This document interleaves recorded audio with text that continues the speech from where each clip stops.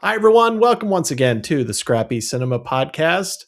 I'm your host, Ryan Ritchie, and with me today, I'm excited to have two folks who are working at a different end of Scrappy Cinema, as it were. We have Matt McClanahan and Lauren McChesney, the owners of Shankweiler's Drive-In, which happens to be America's oldest drive-in. And we'll talk a little bit about some of the challenges they face and some of the fun stuff they get to do owning a drive-in theater. Matt, Lauren, thank you for joining me. Thank you for having us. So let's start at the beginning. How did you end up as the owners of America's oldest drive-in? How far back do you want to go? Well, Lauren and I are coming from two different tracks. My story starts with film school. I studied to be a filmmaker. I was an independent filmmaker, still am, for many years. And so exhibition has always been sort of something I was aware of, but it wasn't until I studied and worked out in LA for a while that I fell in love with movie theaters, independent art houses. I went to a lot of fun little boutique screenings, and I thought, this is really cool. I kind of want to bring this back to Pennsylvania. And when I came back home, I just kind of happened upon a struggling drive-in, not this one, a different theater that I then worked at for 6 years, helped revitalize. And then when the pandemic hit, I went on my own. I started doing road shows, setting up, pop-up movies for theaters that had been closed. I was doing outdoor exhibition for shuttered movie theaters to keep their revenue going. I started working with nonprofits and museums. It became a full-time job. I was on the road for several years doing outdoor movies. And that's really where Laura and I started to get that conversation going about what if we had our own theater. But Lauren, you're coming from a different angle. I was a social worker in healthcare for a long, long time. And I would go to the movies by myself all the time, just for fun. And that is how I happened upon Matt. As I went to his theater and met him. And we started dating. And I started getting more and more involved in what he was doing, going with him to do his mobile shows. Pandemic, obviously not the most fun time in healthcare. So definitely a good, kind of gave me a push to look into doing something different. And then I quit my job very suddenly and said, okay, Matt, we're gonna do movies now, and forced him to hire me. So. Yeah, I walked in the living room one day to a declaration. Yeah. I am now working with you. I don't work in healthcare anymore. Okay. So Shankweiler's is 10 minutes from where we live. And it was for sale for a long time. But while we were going through this whole transitional time, we saw a news article that was like, somebody needs to buy this or we're going to sell it to a gas station. And we were like, okay, well, let's see what we can do. And we didn't really think anything would actually come from it, but surprise, it did. And during this when was that? What was that? When did you actually take ownership? What year was that? November 2022. Okay. We reopened the theater inside a week of closing on it. Wow. And I did want to touch on that because especially in the Northeast, the drive-ins that are still around, many of them are seasonal, but you guys are pretty much going year round. Yes. Yeah. And what's kind of a fun historic fact about that is that's how many drive-ins up here were. Most outdoor theaters were still year-round ventures, even up here in the Northeast. That tradition has kind of fallen by the wayside as owner-operators have paid off their properties. But we have a fresh mortgage and we need cash flow all year long. So we are here all year. And that's, I think, that's a trend we're seeing even with other people who are buying new drive-ins or reviving old theaters or whatever, is we all have these expenses that people haven't had for decades of ownership prior. And so we're all having to figure out ways to accommodate that with the existing models and, what can be changed in order to meet those financial needs. So there's a little bit of an element of rediscovery in terms of how do you make that work? And of course, I'm assuming this comes from your background, Matt. You guys have leaned heavily into unique programming. for Shankweiler's, and I'm interested to know how you work on building that fan base. It isn't just a movie theater, it isn't just a Regal or an AMC that happens to be outside. There's obviously a character to the theater and a personality that people are drawn towards. So how do you manage that? How do you make sure that's always something that you account for? The theater is personal for us, so we make it personal for our customers. When you come to the drive-in, you're experiencing something that Lauren and I have built and created and personalized for you to experience. It's all about that experience, down to the displays that Lauren builds and all the sort of extra goings on there that we organize. It's very special to us, so we try to make sure that comes off in everything we do. And I always enjoy that, there's always a little unique angle. For example, as we're recording this, you have Wuthering Heights, but it's in a double feature with Corpse Bride. And that was, so we premiered Wuthering Heights last week. And so we got to watch it. And then we're like, okay, well, what works with this? And Corpse Bride was Lauren's brainchild. I have to give her credit for that. That was a good pairing suggestion. But that's what it is, kind of week to week. We just kind of figure out what works thematically. We like to blend brand new movies with classics. That's kind of our unique spin. So that was just kind of an opportunity that jumped out at us. And they just go together so well. Yeah.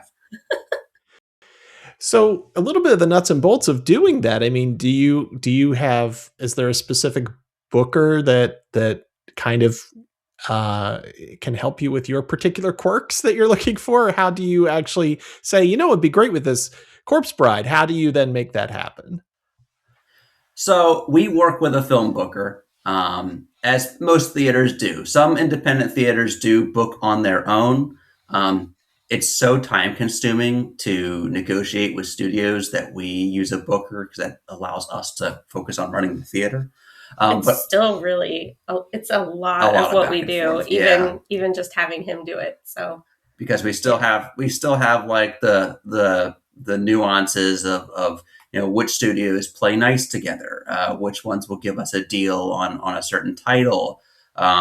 There's all kinds of little sort of Hollywood politics and factors that you have to consider when you're booking two different movies, especially if you're crossing studio lines.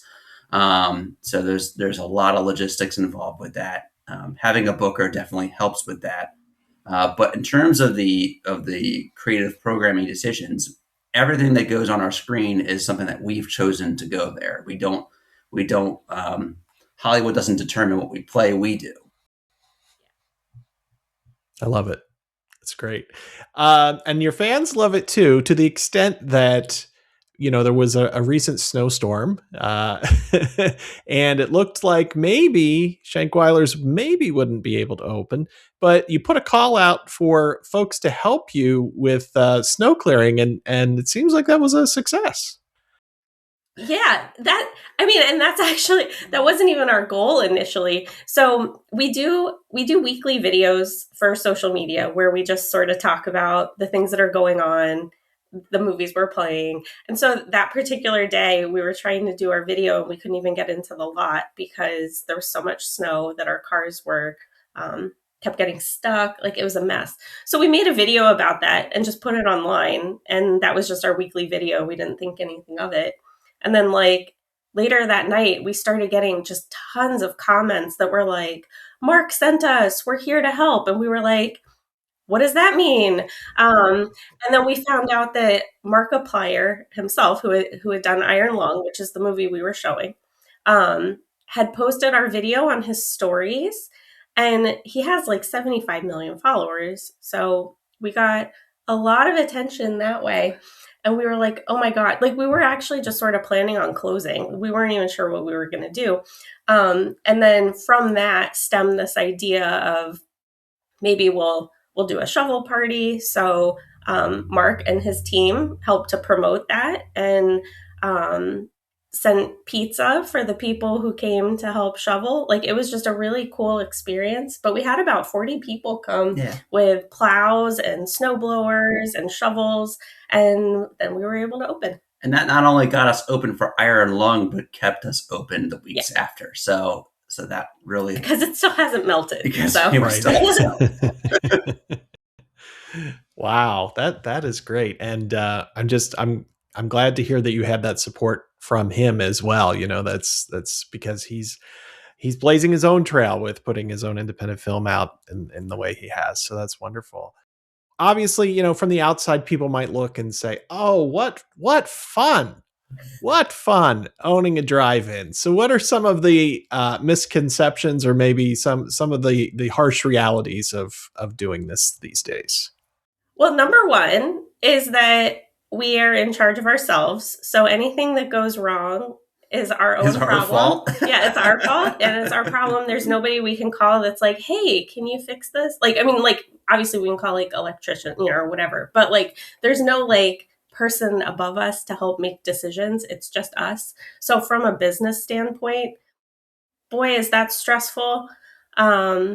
It's great and rewarding, but it's also really hard. It is a very, very, very high overhead, extremely volatile business. Feast or famine is really what the exhibition world is like in general. You'll have a movie where you're making tons of money and everything is great, and then 2 weeks later you have a flop, and then something big breaks, and then you have to figure out how to pay for it or how to fix it. And that's just kind of the roller coaster that is owning a theater, but also by extension, small business. That's kind of just what a lot of us experience on the day-to-day. I just last week repaired a water heater that exploded. That was fun. You know, we had the shovel party and getting the lot dug out to stay open. All those things are just sort of the day-to-day drama of keeping, especially a historic and old facility like this going. There's always kind of a unique challenge to face. In fact, when we purchased the theater, 2 weeks after reopening, our projector had a catastrophic failure. And I had to very, very quickly learn how to repair a digital cinema projector. Luckily, I had a repair tome there that had all the nuts and bolts, so I was able to read up and learn really fast. But that's another thing. You kind of have to know how to do a little bit of everything. We've also learned a lot just about how movie studios work and all, like Matt was saying, all the politics that go into that. I guess before we had a theater, I never thought about where the movies came from. You know, you just go to AMC and you watch whatever's there. And there's so much work that goes into it. There's so many considerations. We're always tracking, you know, which movies we think are going to do well in the box office and which ones of those will do well with our particular customers. So we're always looking at analytics and like box office projections and talking to our booker. And, you know, then maybe there's a movie we want to show, but they're only doing a limited release of it all of a sudden. So then we can't get it, or it goes out of release and we can't. So it's a lot more work than I thought it was going to be. Basically, booking movies is very time consuming. And the movies you book or can book, is there any difference versus because you're a drive-in? I mean, does that make it more challenging in any way? Or there, you know, I know the way the revenue splits with tickets and stuff might be a little bit, I don't know if that's any different or not, but can you pretty much get anything that a four-wall cinema could get, or maybe even some other things? Yes. In terms of like the library catalog available to us, it's basically the same. The difference is between drive-in and indoor booking is really that double feature. And it's one consideration that we're fortunate to have because it enables us to kind of diversify our programming in the face of a lot of these long studio mandated holds that we're having to deal with. And what I mean by holds is when you bring a brand new movie in, you're typically required to keep it on your screen exclusively for 2 or 3 weeks. Yeah. Having that co-feature enables us to at least diversify the programming. Or if we have a film that's not performing the way we'd like, we can always flip it the second and bring something unique in the first feature. Or in this case, we just find a pairing that really, really works with it and create a creative program out of it. So we have that flexibility, but with that flexibility comes complexity and comes a lot of extra work to make that double feature possible. Because, like we've said, not every studio is into it and wants to play ball for that double feature. So you have to kind of figure out, in terms of your return on investment, what's going to work. It's such a unique business and sort of a niche within a niche with the drive-in. I'm curious, is there sort of a camaraderie among other drive-in owners? Are you all doing your own thing? Are you learning from each other? How does that work? Yes.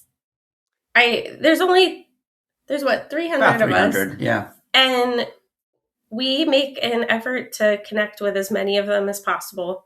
We're always talking and texting with other, not even just drive-in owners, but just independent theater owners, people who own 1 and 2 screen theaters throughout the country.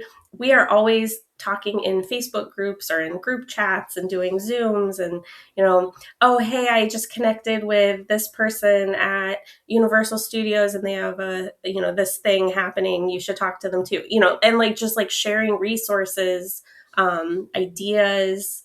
It's sort of one of those things where if one of us succeeds, then it helps all of us succeed, because the more people go to movies, the more they want to continue going to movies. Yeah, I think we have a really good little community. Drive-ins are historically fiercely independent, and their owner-operators love to do their own thing. But we're finding that the new generation of owner-operators, there are a lot of people like Lauren and I who are scooping up these theaters and taking on these projects, and all of us kind of feel a little bit in over our head, a little fish out of water, not quite sure what we're doing. And we're finding these people, and it's kind of been rewarding to build this community of new operators and share these new ideas. And as a result, I think we're going to see a lot of exciting growth in this industry. Well, I did want to mention that because, you hear a lot of doom and gloom writ large about the movie theater business, but honestly, that feels more like a large chain problem to me. I mean, what do you see on the ground? There are many systemic challenges that we industry-wide are facing. Certainly, the larger chains have their own unique problems.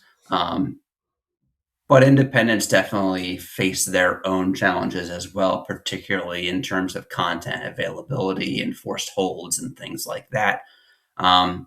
The ability to diversify our programming is kind of the top of mind focus right now. But as you said, it's not the doom and gloom that you see a lot in the news. It's more just, how do we move into the future in a very, very quickly changing industry? I think there tends to be this negative spin in the media about movies, and it's so interesting to watch because we'll see a movie come out and do incredible in the box office, it does great for us, it does great for everybody, and then the news is well, it came in way less than they were projecting, so it is a flop. And then we're like, that's not a flop, that did great. So there is definitely a negative spin, and I'm not really sure why, but for a little while there definitely has been a dip in people going to movies. Obviously, the world we're in, that makes sense. But we definitely see people rediscovering it, and especially the Gen Zs and the younger kids. They want to get away from the internet and they want to connect with people. And, they grew up going to school virtually and not having that in-person connection. So we get a ton of them coming to the drive-in.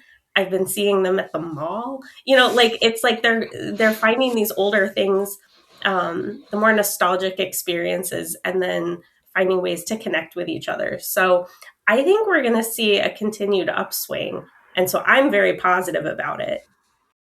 Yeah, I think it's underreported the increase in younger film goers and their interest in older films. And I have a theory about that. And maybe as we move into an AI world, I think maybe there's going to be this craving for stuff was handmade, stuff that came before 2022 that I think the kids are going to rediscover. And I think the drive-in is uniquely positioned for that. I'm curious. You're in this interesting situation because you are America's oldest drive-in. There's a lot of history there. There's a lot of movie buffs, film buffs who might want to come to your drive-in. But for a lot of people in the area, you're just the local drive-in. Like you have two very different audiences. So what's that mix like? Who is coming to a movie at Shankweiler's? It's so interesting because we do keep track to see where people are coming from. And when we took over the theater, it was all local. It was just all the local neighbors. It was the backyard drive-in. It just like was a quiet little community thing. And we went on social media and started trying to grow our presence there. And as a result, we get a ton of people traveling in. So our footprint has expanded quite a bit in the past 3 years. And now we get a pretty good mix of local and then like slightly further out. So that has given us the ability to really try some newer things that our local audience might not have been super excited about. Not like in a bad way, but like maybe it's like a more themed thing that maybe people from Philly are more excited about, or people from New York are more excited about, and we're able to pull that audience out. Our audience changes depending on the movie. It's wild. So we did a double feature of Mamma Mia and Mamma Mia, Here We Go Again. And that audience was very different than the screening of Twisters we did a little bit later. I never saw so many pickup trucks on the field in my life. Yeah. So it's really incredible how the movie changes your audience so dramatically. And it's also exciting to know so many people are watching your theater and looking at your programming and waiting for something that they want to see.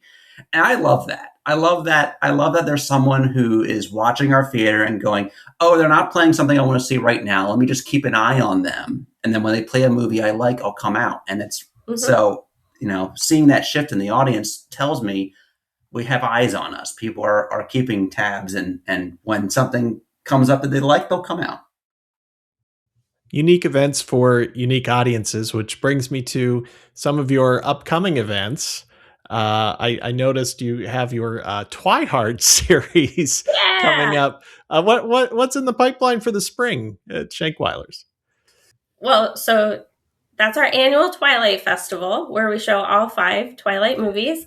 And that came solely from my love of Twilight. I wanted to watch it up on screen. Like I was always like, oh my gosh, we have to do this marathon. And so we did it, and more people come every year. So super excited about this. That's in March.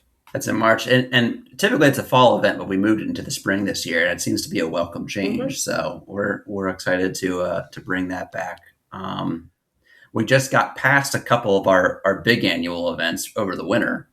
We did our wintertime screening of The Thing and The Shining this past January. That was an event that grows every single year. We do date night at the drive-in on Valentine's Day.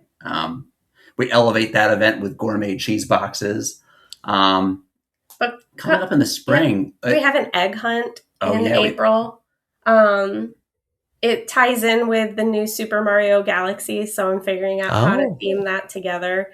So interesting. That'll be fun. And something that we've grown a lot this year, we're doing a lot more daytime markets and events, which is something that we sort of kicked off last season, but we're really hitting the ground running with that this year with a lot of themed events and really kind of carefully curated market events that are themed. When you're talking about being scrappy, that sort of came from that need to, like, when the movies aren't bringing in as much revenue as we need. What else can we be doing that can bring it in, but in a reasonable way for just the two of us to be managing? So like doing more things like farmers markets and themed market. We have one coming up that's a fairy tale theme. So we have like a guy who's doing glass blowing on site and a guy who's doing like sword tag. Yeah. But then like people selling witchy items and jewelry and costumes, and like it's just going to be so crazy. The drive-in's going to kind of turn into like a mini Ren fair kind of thing. So trying to come up with these different ways to kind of get through. so anyway, so the spring food market is coming up in April too. Yeah. And I saw one of those festivals, the Analog Market too, as well. Yeah. Yeah. Yes. Kind of touching on that desire to return to a simpler time.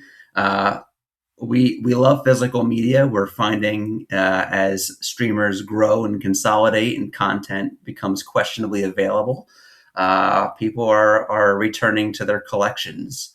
And so we wanted to celebrate that by creating sort of a hub here at the theater for people to meet one another and trade and sell and, grow their respective collections. Would you ever consider owning a second theater? Yes. Oh, interesting. Oh, yeah. Anything you'd like to report today? We can break news here on the Scrappy Cinema Podcast. No, there is nothing to report right now. But it is something we want to do. It just, we're still in that time of, we're getting stabilized still. We're training staff to be able to be management. But right now it's just us. That's one of the hardest things is when thinking about, I want to run another theater. I am at this drive-in every day, and there's like never a time that I can step away from it. So I'm still conceptualizing how that will work. But it is something that we talk about and that we would like to do, whether it's a drive-in or an indoor. Yeah. We're kind of open to all possibilities. Well, hey, you're doing a great job with this one, and a lot of great programming for everyone. And I hope everyone gets a chance to stop by and check something out this spring. And of course, they can go to shankweilers.com to find out what you have coming up. So, Matt and Lauren, thank you so much for joining me today. Thank you. Once again, my guests today have been Matt McClanahan and Lauren McChesney from Shankweiler's Drive-In. You can find out more at shankweilers.com. And until next time, stay scrappy, everybody. Thanks for watching.